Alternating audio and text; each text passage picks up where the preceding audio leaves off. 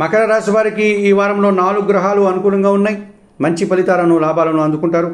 తృతీయములో శని సంచరిస్తున్నాడు. జన సహకారము పరివార సహకారంతో చాలా పనులు పూర్తి చేస్తారు. కుటుంబంలో సంతోషకర వాతావరణం ఉంటుంది. వ్యవసాయ రంగంలో లాభాలు అందుకుంటారు.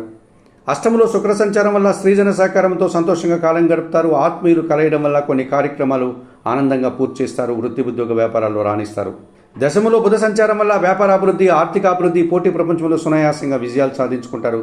బ్యాంకు లావాదేవీలు కూడా మీకు అనుకూలంగా ఉన్నాయి. భాగ్యంలో రవి సంచరిస్తున్నారు. అధికారుల అండదండలతో అనుకోకుండా ఒక నూతన అవకాశాన్ని చేజిక్కించుకుంటారు. పదోన్నతులు పొందగలుగుతారు. ఆర్థికంగా బలపడతారు.